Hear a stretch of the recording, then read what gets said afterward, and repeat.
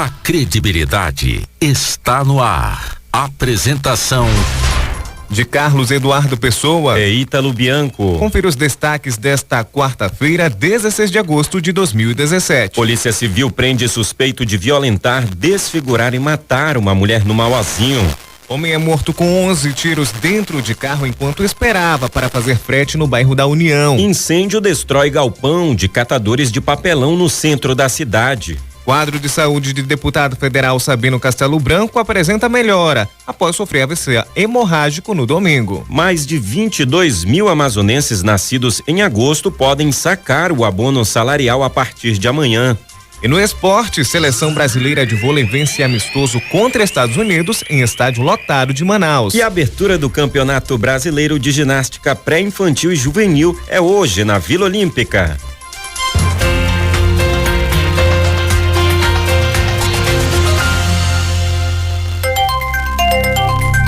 Em Manaus, a previsão para esta quarta-feira de tempo claro a parcialmente nublado. A intensidade do vento vai ser fraca e a temperatura vai ter mínima de 26 e a máxima de 36 graus. As informações são do INMET, o Instituto Nacional de Meteorologia.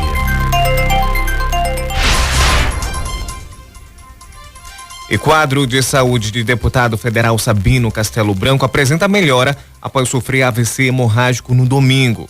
Após o primeiro dia de exames no Hospital Sírio-Libanês em São Paulo, a assessoria do deputado federal Sabino Castelo Branco, do PTB Amazonas, divulgou na noite desta terça-feira um comunicado sobre o estado de saúde do parlamentar, em que informa que os órgãos do deputado estão em pleno funcionamento e não há mais nenhum sangramento no cérebro. O deputado segue internado no Hospital Paulista após ser transferido na manhã de terça-feira do Hospital Samel, no centro de Manaus, para São Paulo. Transporte foi realizado em um avião com UTI aérea. No último domingo, Sabino sofreu um AVC hemorrágico e foi internado às pressas. Ele foi submetido a 2 cirurgias nos 2 dias em que ficou internado aqui na cidade de Manaus. Segundo o comunicado, a equipe médica realizou diversos exames clínicos no parlamentar durante toda a tarde de ontem, que apontaram melhoras no estado de saúde de Sabino. Também foi retirado o catéter que drenava o sangue da hemorragia no crânio. De acordo com os médicos, se a evolução do quadro do deputado Sabino continuar, em breve ele vai poder retirar a intubação, conclui a nota divulgada pela assessoria de imprensa do parlamentar. Incêndio atinge prédio de cerveja no bairro Aparecida. Ontem, o antigo prédio da cervejaria Miranda Corrêa sofreu um princípio de incêndio no bairro Aparecida, zona sul de Manaus. No local, pessoas trabalhavam com corte durante o processo de desmontagem do galpão. Segundo relatos do representante da empresa, de nome não revelado, o princípio de incêndio pode ter acontecido com as chamas de um maçarico usado por um dos trabalhadores. De acordo com o Corpo de Bombeiros, a brigada da fábrica tomou as primeiras medidas, o que minimizou a propagação do fogo. Ninguém ficou ferido. Na ocasião, os bombeiros tiveram o cuidado de esvaziar os tanques de óleo e demais produtos. O prédio é tombado pelo IPHAN, Instituto do Patrimônio Histórico e Artístico Nacional, e até 2015, quando fechou, funcionava como engarrafador. Agora são 5h34 e vamos às ruas de Manaus conversar com Yolanda Mendes, que tem mais informações a respeito de um outro incêndio que aconteceu aqui na capital. Bom dia, Yolanda.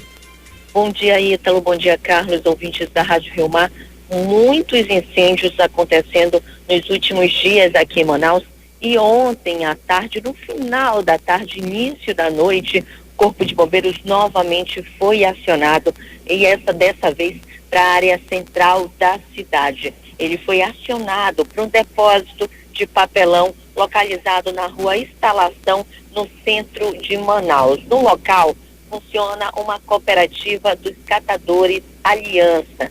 Próximo dessa cooperativa também existem muitas casas de madeira, o que deixou o Corpo de Bombeiros bastante preocupados em relação à proporção desse incêndio. O incêndio foi considerado aí do tipo bastante elevado, até porque as chamas se propagaram bastante rápido.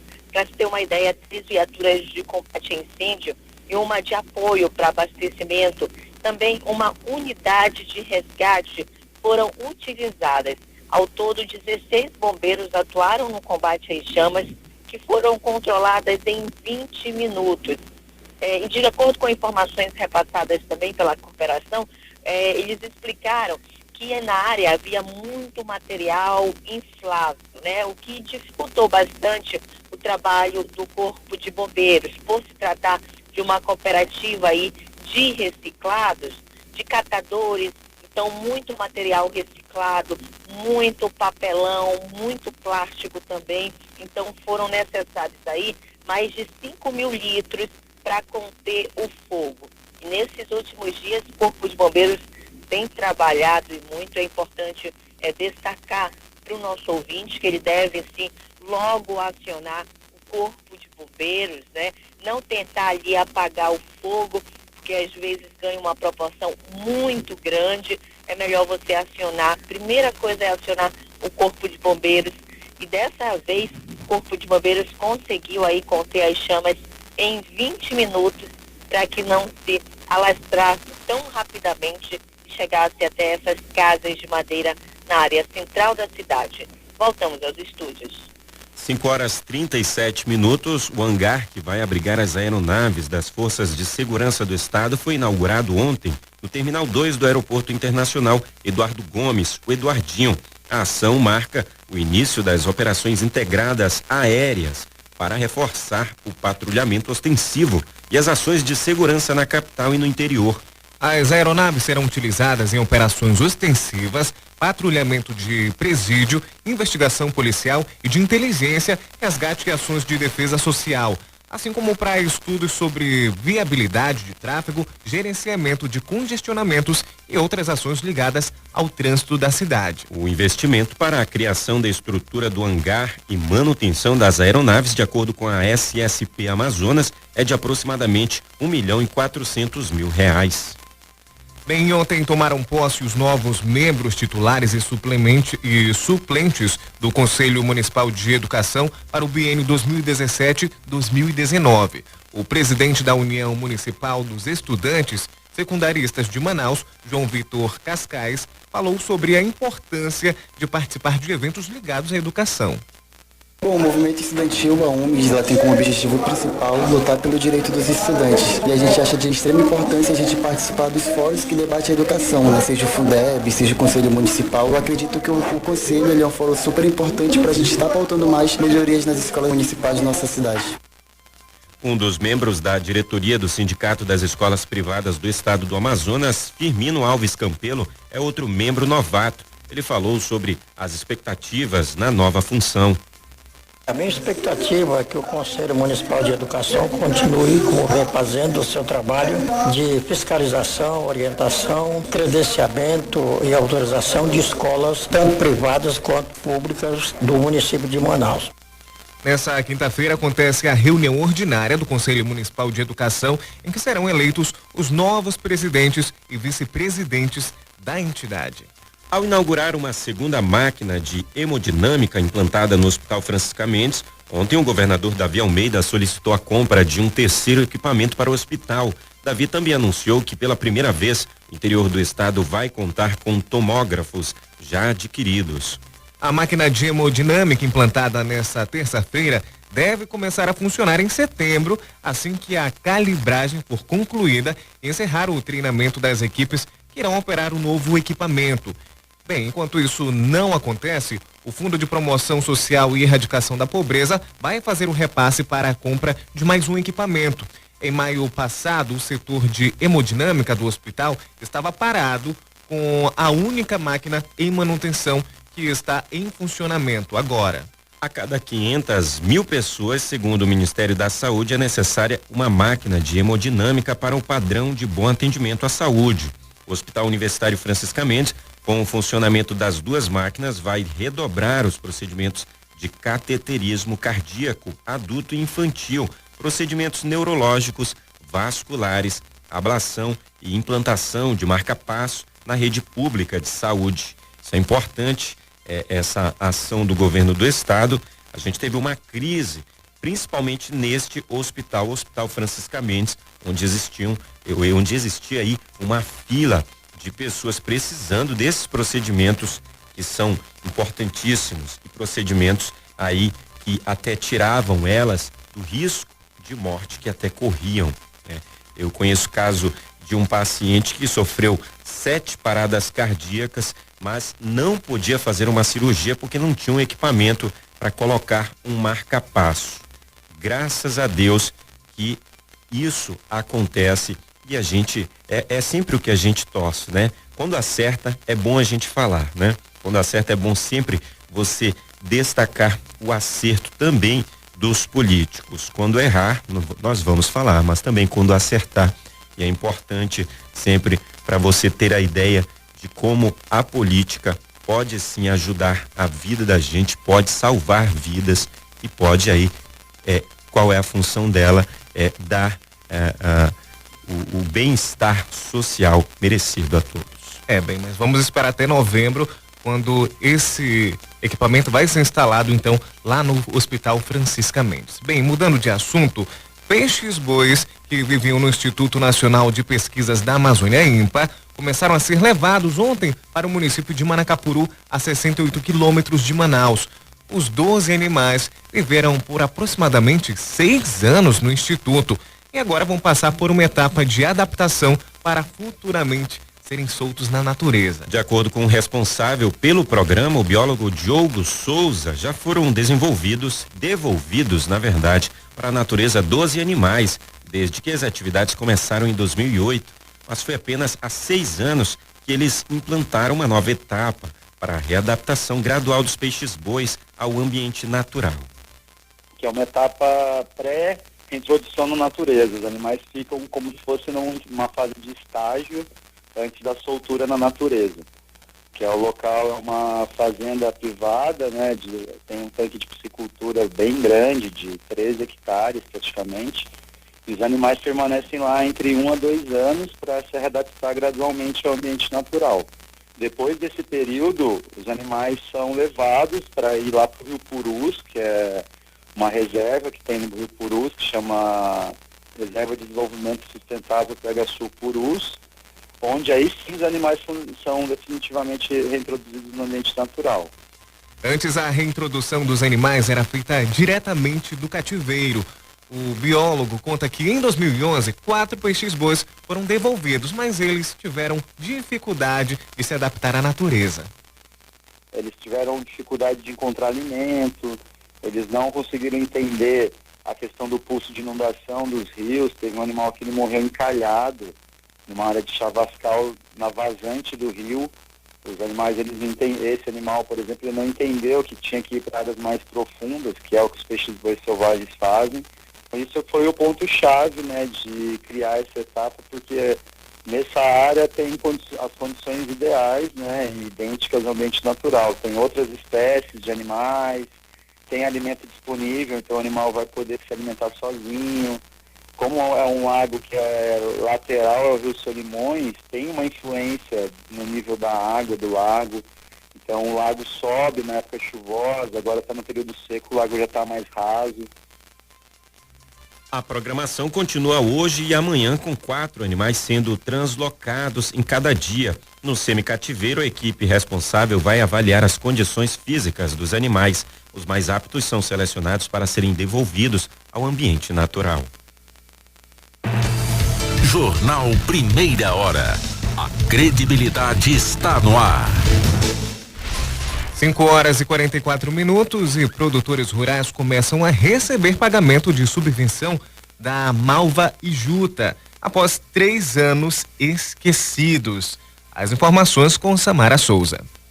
Mais de 400 produtores rurais de 10 municípios do interior do estado foram beneficiados com o repasse financeiro de mais de R$800 mil referentes à subvenção da safra de 2014 e 2015. Para o juticultor Pedro de Oliveira, a retomada dos pagamentos reacende a esperança de melhorias nas produções. Ele disse que todos os produtores ficaram prejudicados com a falta desse pagamento. Todos nós fomos prejudicados, tanto Capiranga como Manacapuru e outros municípios, né? Foi prejudicado com a falta dessa ajuda, né? Que é uns 20 centavos, 40 centavos, é uma ajuda muito grande, né? Para quem trabalha na produção de juta.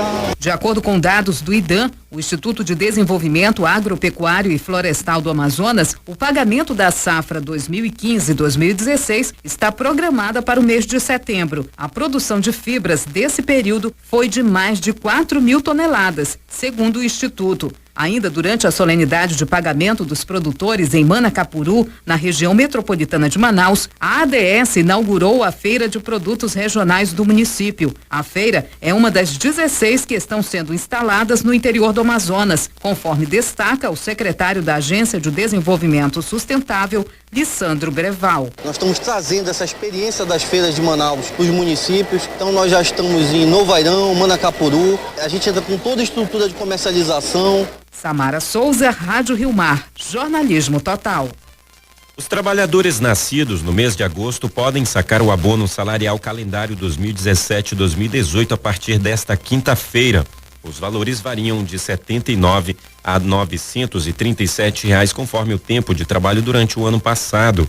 Conforme o calendário da Caixa Econômica, 22.749 amazonenses têm direito aos quase 158 mil reais disponíveis nas contas. Olha, quem tem conta individual na Caixa com saldo acima de R$1 e movimentação recebeu o crédito automático ontem. No total, 185 milhões de reais estão disponíveis para 267.500 trabalhadores amazonenses até 29 de junho de 2018. O valor do benefício pode ser consultado no aplicativo Caixa Trabalhador, também no site www.caixa.gov.br/PIS ou ainda pelo telefone 0800 726 0207. O saque pode ser em qualquer agência da Caixa, basta apresentar o documento de identificação. Tem direito ao benefício o trabalhador inscrito no Programa de Integração Social, o PIS, ou no Programa de Formação do Patrimônio do Servidor Público, o PASEP, há pelo menos 5 anos e que tenha trabalhado formalmente por pelo menos 30 dias em 2016, com remuneração mensal média de até 2 salários mínimos. A Secretaria Municipal de Trabalho, Emprego e Desenvolvimento, Centrade, reuniu mais de 70 artesãos cadastrados no Departamento de Economia Solidária. O objetivo foi a segunda fase do projeto que incentiva vendedores autônomos ao uso de máquinas para vendas com cartão de crédito. A reunião contou com representantes da Caixa Econômica Federal e Cielo na sede da Superintendência da Caixa no centro. A secretária da Centrade, Ananda Carvalho, destaca que o projeto vai ajudar os artesãos a se modernizarem. E a Centrade fez uma parceria junto à Caixa Econômica e a Cielo para apresentar a esses artesãos possibilidades para que eles se modernizem. Esse é o papel do poder público, promover o acesso ao mercado, promover as técnicas de melhorias para que eles consigam aumentar e otimizar suas vendas. A primeira reunião ocorreu no dia 3 de agosto entre representantes da Centrade, Caixa e Cielo. A artesã Vandeli Mendonça trabalha há mais de 40 anos vendendo produtos de decoração. Para ela, o uso de máquinas ajuda no ganho para suas vendas. O nosso maior problema dos artesãos é não ter um cartão, não ter uma maquininha, porque a gente perde muita venda sem a maquininha, sem o cartão. Então o dinheiro, você sabe, não está correndo direto dinheiro, mas é cartão. Então a gente perde muita venda. O objetivo é flexibilizar o acesso dos artesãos às facilidades da venda por meio de cartões de crédito, em uma modalidade que representa grande parte das transações do comércio. E o Ministério da Saúde ampliou em 10% o valor do repasse para os estados comprarem medicamentos e insumos de atenção básica à saúde. O reajuste foi publicado ontem. Com a mudança, estados, Distrito Federal e municípios vão receber R$ 5,58 por habitante por ano, conforme população estimada pelo Instituto Brasileiro de Geografia e Estatística, o IBGE. O repasse era de R$ 5,10 por habitante. O Amazonas, que tem 4 milhões de cidadãos, deve passar a receber mais de 22.300.000 reais. Segundo o governo federal, a medida foi possível após a realocação dos 100 milhões que eram destinados à manutenção da rede própria do projeto Farmácia Popular, Grande parte do recurso era usado para custear serviços administrativos, que chegavam a 80% do montante. Os medicamentos exclusivos na farmácia da rede própria representam menos de 7% da procura de usuários, porque quase 93% buscam medicamentos para hipertensão, diabetes e asma. 5h. Jornal Primeira Hora. 5h51. Filho de vereador do município de Jutaí é preso, suspeito de integrar grupo que promovia encontros sexuais com crianças e adolescentes. Andrei dos Santos Barbosa, filho de Altenor de Lima Barbosa, vereador de Jutaí, foi preso nessa terça-feira. O vereador do PSD também foi preso, mas em julho. Pai e filho são acusados de formar um grupo que promovia encontros sexuais com crianças e adolescentes no município de Jutaí, situado a 751 quilômetros de Manaus. O vereador vai para o banco dos réus por determinação da justiça pelas acusações de estuprar e engravidar uma menina de apenas 13 anos de idade. Além dele, o Ministério Público acusa o filho do parlamentar, o sobrinho Cícero Coelho Pereira Júnior, e mais 2 funcionários fazer parte do grupo.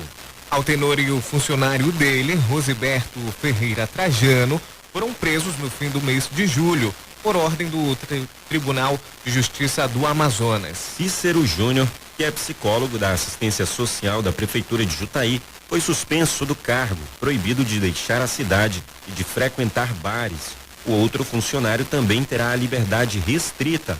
Ele teve a prisão pedida pela promotoria. Andrei Barbosa, além de estar envolvido nesse caso, também responde a outro processo por suspeita de estuprar uma menina de 12 anos em 2013. Ele se entregou na delegacia da cidade nessa terça-feira. E o deputado estadual Gerson Chagas, do PRB de Roraima, assumiu a presidência do Parlamento Amazônico no lugar do deputado amazonense Sinésio Campos, do PT. Em discurso na Assembleia Legislativa do Amazonas, o deputado estadual Carlos Alberto, do PRB, comentou a mudança na mesa diretora do Parlamento Amazônico. Ela foi justa, tirou aquele que vinha produzindo, trabalhando e, diga-se de passagem, apresentando um excelente trabalho, que foi o nosso amigo e companheiro deputado Sinésio Campos, e foi empossado um novo presidente, Coronel Chagas, que também, sem dúvida alguma, haverá de realizar um ótimo trabalho. Aquilo que o parlamento precisa para desenvolver e fazer o melhor pelos estados que compõem o parlamento e pela a população de um modo geral. A solenidade aconteceu na sede da Assembleia Legislativa de Roraima, onde o deputado Carlos Alberto tomou posse como titular do Conselho Fiscal do Parlamento Amazônico.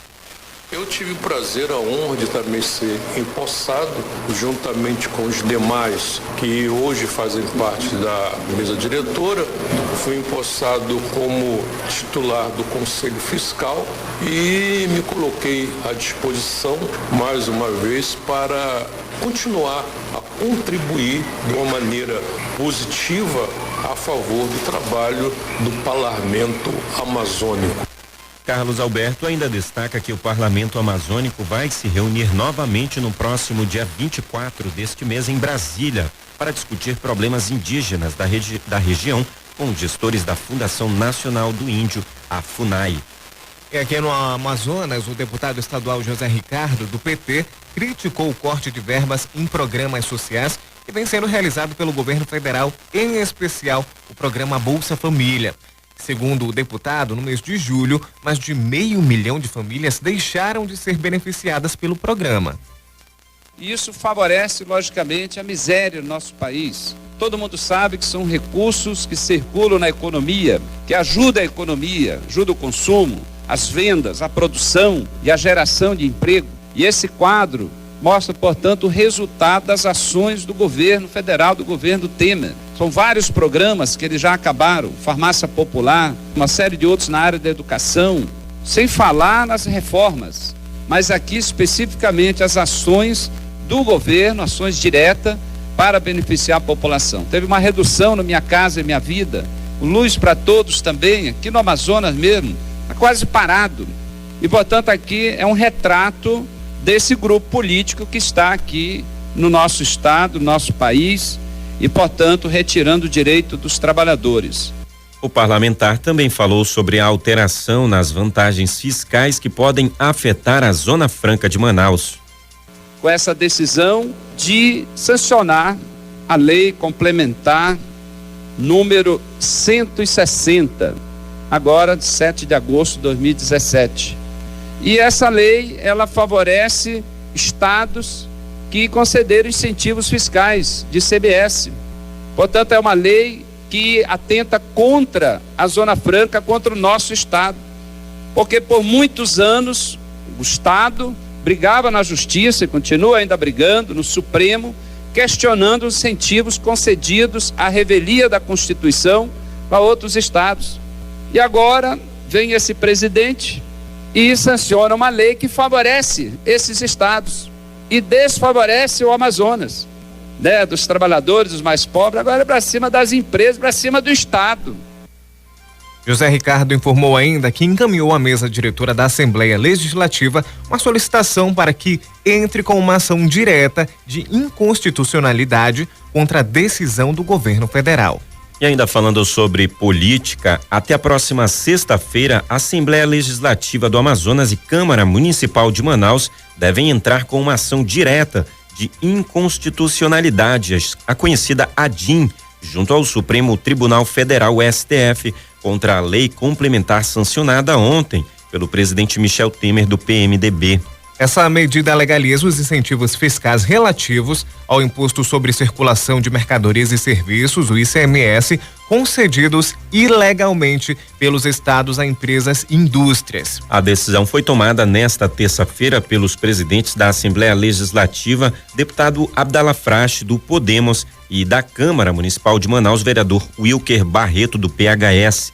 Na ocasião, as procuradorias gerais dos legislativos estadual e municipal trabalhavam na elaboração da peça jurídica que vai embasar a defesa do modelo Zona Franca de Manaus como único projeto de desenvolvimento regional amparado pela Constituição Federal.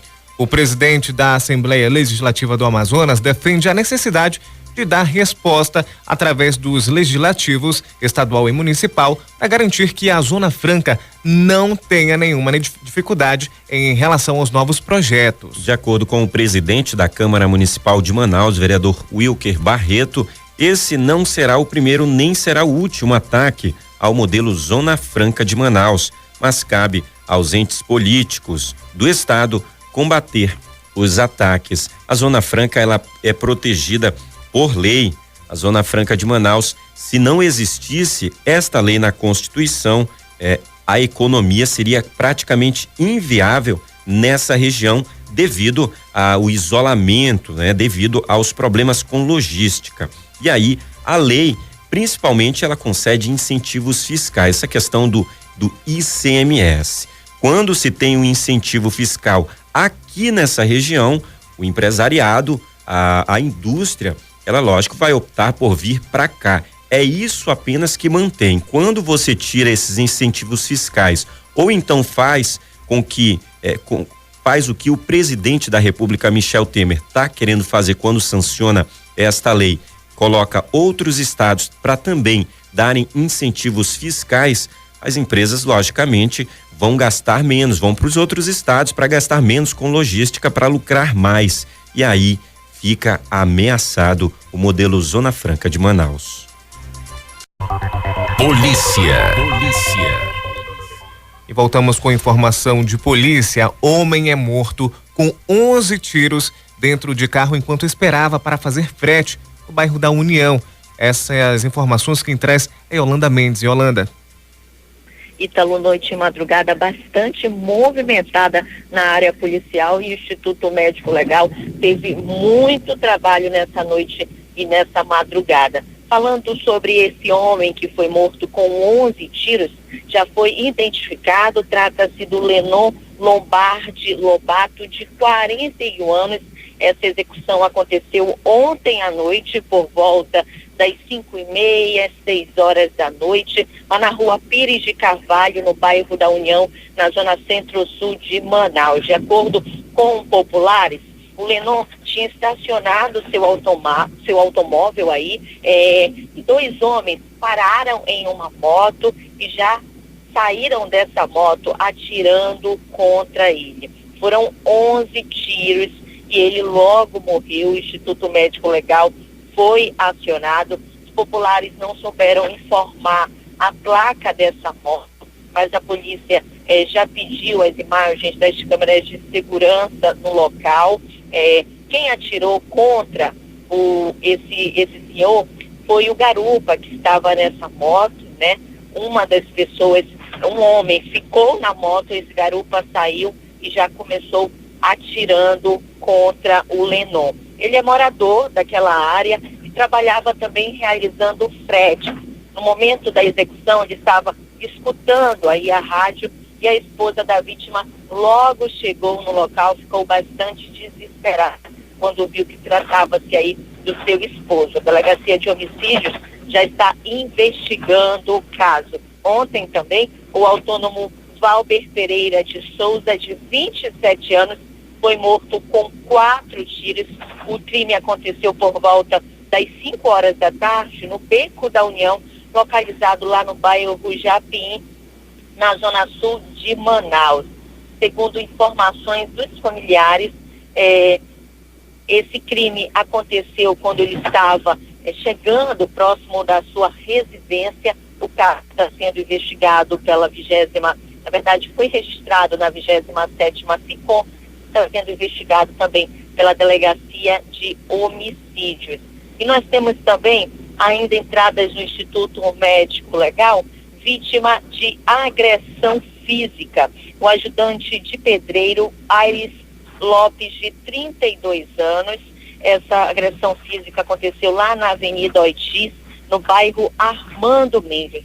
E mais um acidente de trânsito, dessa vez aqui na Avenida Altais Mirim, na zona leste de Manaus, exatamente no bairro Armando Mendes. Infelizmente, mais um acidente de trânsito. E aqui na Altais Mirim é preciso uma atenção redobrada, porque o trânsito aqui é uma loucura. Quem conhece sabe como é o trânsito na Avenida Altais Mirim, e é preciso muita atenção, tanto do pedestre como também do condutor. Esse acidente foi uma colisão de carro e moto. Acabou vindo a óbito a dona Marinildes Negreiro dos Santos, de 42 anos, nessa colisão entre um carro e uma moto. Também deu entrada vítima de acidente de trânsito, uma queda de bicicleta, o Gabriel de Oliveira, esse estudante que estava lá na rua Atlético Paranaense, aqui no bairro Cidade de Deus, na zona norte de Manaus.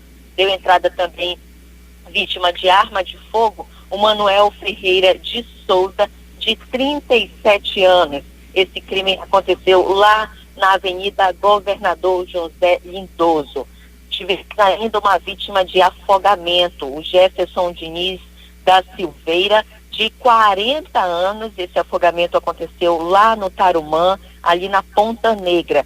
E uma agressão física durante essa madrugada, um corpo ainda não identificado foi trazido ao Instituto Médico Legal. Essa agressão física aconteceu na Avenida Constantino Neri. Ainda não há informações de quem é esse homem. É um cadáver do sexo masculino, 1,80 m, cor parda. Nós tivemos, além dessas ocorrências também, um assalto lá na unidade dos Correios, na rua Governador José de Abreu, no município de Rio Preto da Eva. 4 pessoas foram presas.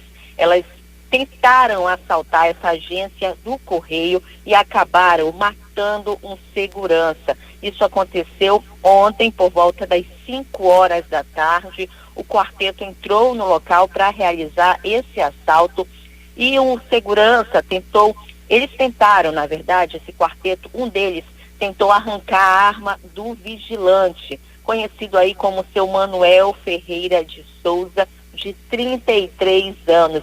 Ele tentou impedir a ação dos bandidos e foi atingido com um tiro na cabeça e morreu no local.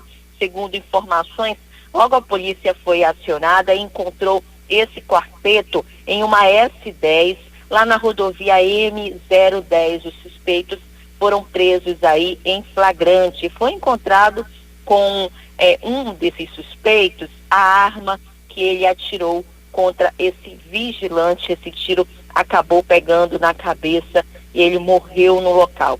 Então, noite e madrugada muito movimentada, principalmente na área policial aqui em Manaus, também no interior. Voltamos aos estúdios. Obrigado, Yolanda. E Polícia Civil prende o suspeito de violentar, desfigurar e matar a mulher de 52 anos. O caso ocorreu no início do mês, no bairro Mauazinho, na zona leste de Manaus.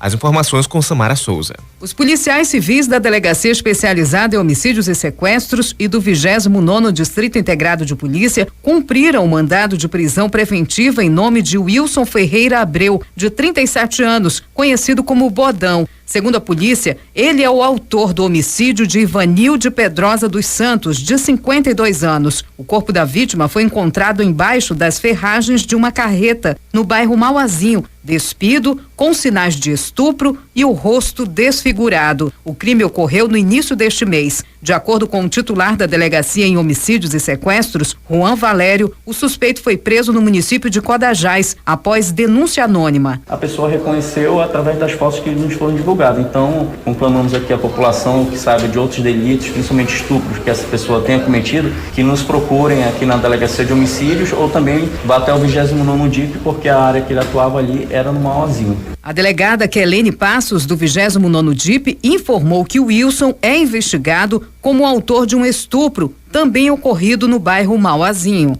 As descrições que ela deu anteriormente pra gente realmente batiam com a foto. Diante disso, entrei em contato com o delegado Juan e a gente confirmou. Ele é realmente o autor. Ele nega que encontrou a vítima do nosso caso, nega que a conhece, que a convidou para beber, nega tudo. Para a filha da vítima, Carla Suelen Pedrosa dos Santos, o crime foi premeditado, uma vez que o infrator frequentava os mesmos locais em que a mãe dela estava no bairro. Ele conhecia ela, e nesse bar que ele estava, falou que ele estava na hora errada, mentira, ele estava todo dia, todo final de semana lá. Ele já era conhecido, todo mundo conhecia ele lá. A ordem judicial em nome de Wilson foi expedida no dia 8 de agosto pela juíza Temis Catunda de Souza Lourenço, do plantão criminal. Wilson foi indiciado por homicídio qualificado. Samara Souza, Rádio Rio Mar, jornalismo total. Os policiais civis. E Andrei de Souza Guabiraba, de 35 anos, mais conhecido como Buiú, foi preso por tráfico de drogas. O fato ocorreu na casa onde ele morava, localizado no bairro Praça 14. De acordo com a delegada Fernanda Antonucci, titular do 1º DIP, a equipe chegou até Andrei após receber denúncia de que um homem com as características de Buiú estaria com drogas em um carro. A abordagem foi feita no local indicado. Durante a revista no interior do automóvel, encontraram 2 porções grandes de pasta base de cocaína e um celular. Na residência de Andrei, ainda apreenderam uma balança de precisão, 9 porções grandes de pedra de óxido, uma porção grande de cocaína e uma porção também grande de maconha do tipo skunk. As substâncias ilícitas estavam enterradas no terreno do imóvel. Na unidade policial, testemunhas identificaram Andrei como um dos autores de roubo de uma vidraçaria. O crime aconteceu no dia 11 de maio deste ano, no bairro Cachoeirinha, na Zona Sul. Na ocasião, 3 indivíduos renderam os funcionários do estabelecimento comercial e levaram os aparelhos celulares dos trabalhadores. Segundo a delegada, Buiú é considerado ainda um dos líderes do tráfico de drogas no bairro Praça 14. E o Tribunal de Justiça do Amazonas, TEJAM, por meio da Divisão de Depósito Público, destruiu 36 máquinas caça-níqueis da empresa Meio Ambiente e Serviços de Segurança, localizada no bairro Colônia Antônio Aleixo. Os equipamentos foram apreendidos em operações da Polícia Civil do Estado do Amazonas. As máquinas foram destruídas por um trator e, em seguida, encaminhadas a um forno para incineração. Além de máquinas caça-níqueis, a divisão de depósito público do Tejan também envia para destruição lotes de armas brancas apreendidas e que fazem parte de processos nas varas criminais da comarca de Manaus e nas comarcas do interior do estado. Já as armas de fogo são encaminhadas ao Exército Brasileiro, onde são destruídas e incineradas. Jornalismo com credibilidade.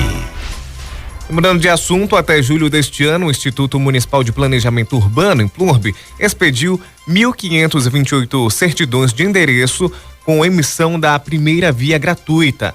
O documento é necessário para pessoas físicas e jurídicas que precisam comprovar a oficialidade do seu endereço. A certidão é um documento legal no qual é oficializado o endereço do imóvel no espaço geográfico do município de Manaus, fazendo a atualização do endereçamento conforme a lei vigente. Quem precisa da comprovação deve comparecer ao atendimento no Implurb, que fica na Avenida Brasil, bairro Compensa, em horário comercial, das 8 às 3 horas da tarde. É aconselhável que, antes de se dirigir à sede do Implurb, o solicitante consulte no site implurb.manaus.am.gov.br, na seção Lista de Documentos, o que precisa apresentar para fazer o pedido.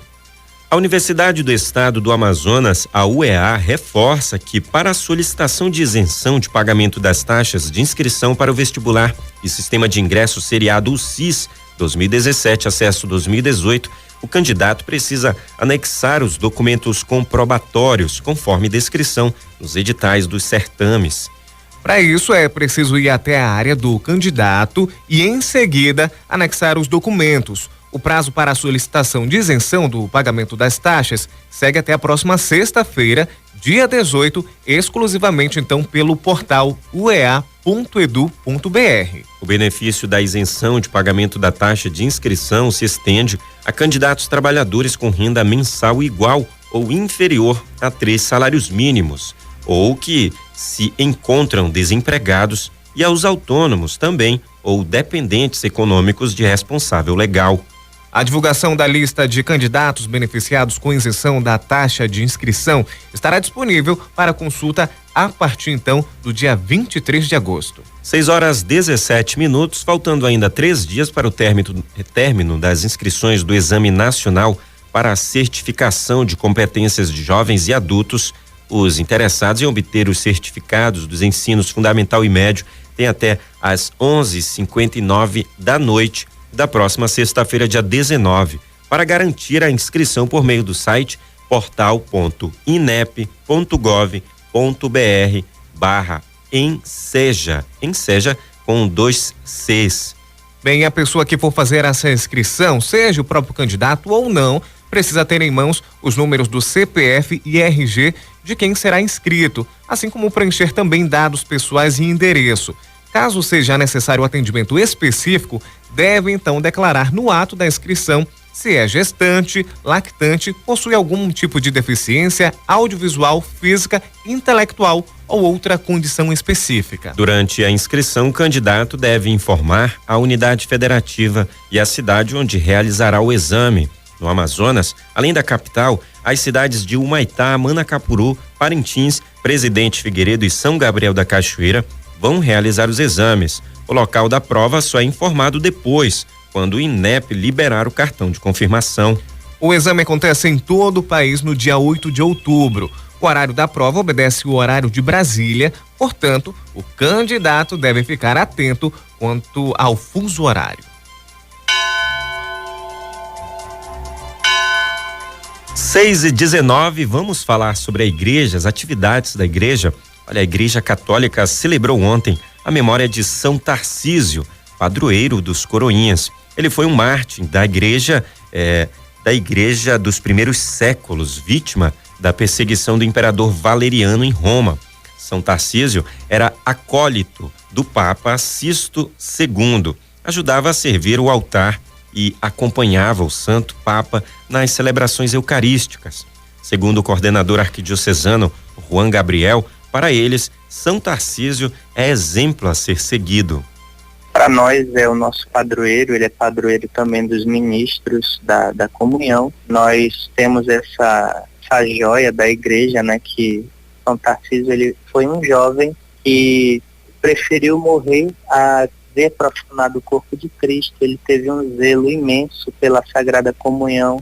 E para nós, que somos coroinhas, cerimoniários, todos aqueles que servem o altar, esse zelo pela Eucaristia que ele teve é o que nos inspira. Por isso que ele é o nosso padroeiro, porque ele é o nosso modelo de zelo pela Eucaristia.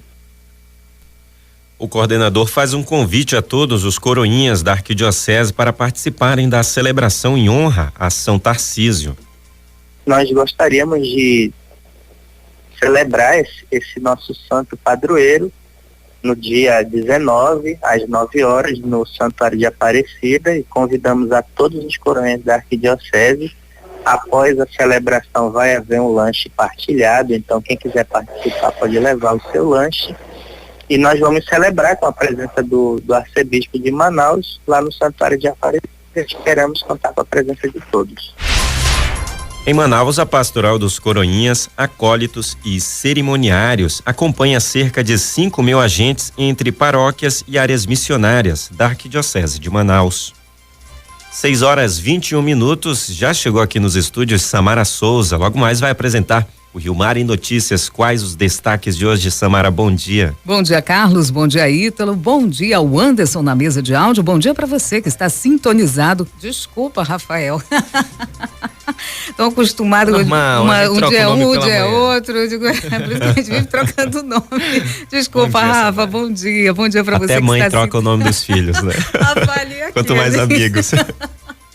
Ai, gente, bom dia para você sintonizado na 103,5. Você vai conferir logo mais no Rio Mar e Notícias, primeira edição, que o Sindicato dos Trabalhadores Terceirizados estão denunciando salários atrasados e a falta de medicamentos nos hospitais públicos de Manaus. A Yolanda Mendes vai contar os detalhes dessa denúncia, que também já não é novidade pra gente, né? E o forte calor, hein, gente, tem castigado o manauense. Esse forte calor, aliado às queimadas urbanas propositais, dispara nesse período a quantidade de focos em todo o estado. Em algumas situações, o tempo seco, aliado ao verão amazônico, tem levado a incêndios de grandes proporções. O exemplo disso foi 2 incêndios ocorridos ontem aqui na área central de Manaus. Um foi no local, cervejaria, e o outro num depósito, né, de catadores de papelão. Ontem à noite, assustando todo mundo aqui no centro da cidade. Então é muito perigoso e a gente tem que estar bem atento a essa situação de queimadas urbanas e incêndios nessa época do ano. E os municípios do Amazonas recebem equipes da atenção básica para avaliar dificuldades enfrentadas pela rede de saúde. Isso também não é novidade. Falta de medicamentos, falta de médicos e falta de um atendimento humanizado. A gente vai conferir matéria completa com a repórter Vitória Lima. E falando em medicamentos, o Amazonas vai receber 22 milhões de reais do governo federal para a compra de medicamentos. O Bruno Elander vai contar pra gente também esse repasse do governo federal para o Amazonas de 22 milhões de reais. E a gente aqui vai acompanhar para saber se esse recurso será mesmo empregado para a compra de medicamentos. Tudo isso e muito mais você confere a partir das 7 horas da manhã aqui na sua Rádio Rio Mar 103,5. Bom dia. Bom dia, Samara. Obrigado. Como diz a Samara, já está na ponta da linha. Anderleia Oliveira. Bom dia, Anderleia.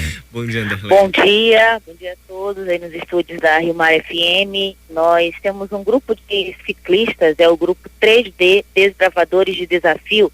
São 16 ciclistas com o recorde mundial na BR-319. Esse grupo está aqui cruzando a rodovia, saiu de Porto Velho e vai finalizar o seu percurso por volta, mais ou menos no dia 19 de agosto, por volta das 13 horas, em Manaus, na Bola da Suframa. Eles já percorreram alguns distritos aqui ao longo da rodovia BR-319, algumas cidades, passaram pelo distrito de Realidade, Catarinos, e estão aí cruzando as rodovias, contando com o apoio da Associação dos Amigos da BR-319 e uma empresa de ônibus que tem dado o suporte necessário para os ciclistas cruzarem a rodovia nesse desafio, nessa aventura, e também contando com o apoio, né, desses apoiadores da BR-319, principalmente para orientar os motoristas na rodovia, que reduzam a velocidade,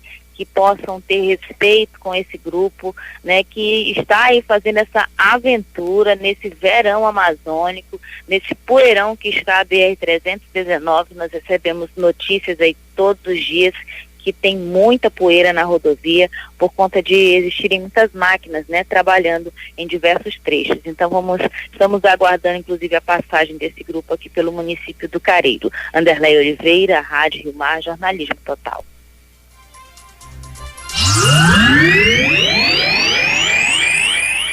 Vamos falar de esporte. Seleção brasileira de vôlei vence amistoso contra Estados Unidos em estádio lotado de Manaus. O Brasil entrou em quadra nesta terça-feira em um ambiente parecido com o do último domingo, quando venceu os Estados Unidos por 3-0 no Ibirapuera lotado. Desta vez, no ginásio poliesportivo do Amazonas, também cheio, com 10.186 pessoas, recorde de um jogo de vôlei no local. Porém, não teve a mesma facilidade nesse segundo amistoso. Com Bruninho, Wallace e Lucão poupados, a equipe teve mais dificuldades e venceu os americanos do tie-break por 3-2. Depois da série de amistosos, a seleção brasileira se prepara para a Copa dos Campeões, que será disputada de 12 a 17 de setembro no Japão, entre as seleções do Brasil, França, Itália, Irã, Estados Unidos e os donos da casa. E a abertura do Campeonato Brasileiro de Ginástica Pré-Infantil e Juvenil é hoje na Vila Olímpica. As informações com Bruno Elander. Começa hoje o Campeonato Brasileiro de Ginástica Rítmica das categorias Pré-Infantil e Juvenil. A abertura, a partir das 8:30 da noite, é no Centro de Ginástica do Amazonas, na Vila Olímpica de Manaus. Ao todo, 111 atletas de 32 clubes do país estão na disputa.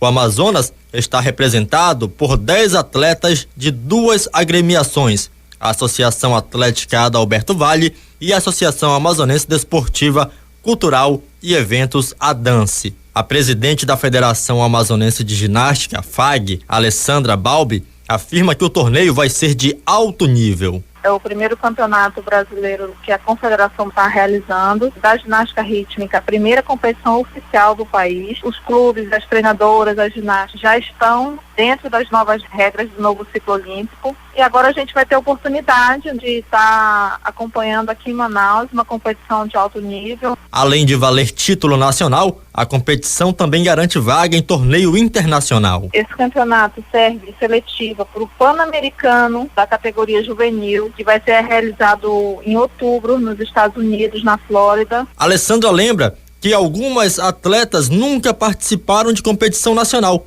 e vão estrear logo em uma de alto nível. A categoria pré-infantil abrange a idade de 9, 10 anos e a juvenil 13, 14 e 15. As meninas da categoria pré-infantil, algumas vão estrear em campeonatos brasileiros porque só participavam de torneios regionais e agora não, agora é um campeonato brasileiro. Elas vão competir com as melhores ginastas de cada clube do país. E aí assim elas já entram num ritmo de competição, um nível bem mais elevado do que as de torneio, para seguir carreira mesmo. A entrada é gratuita para o público e as apresentações são durante o dia. As portas vão estar abertas do centro para receber todo o público presente. A entrada é gratuita. Quarta-feira, treinamento escalonado. À noite vamos ter abertura. Na quinta-feira já começam as competições. Quinta e sexta tem competição de manhã e tem competição à tarde. Sábado a competição só é à tarde e domingo as finais da categoria pré-infantil somente de manhã. Também no domingo está prevista a premiação por aparelhos.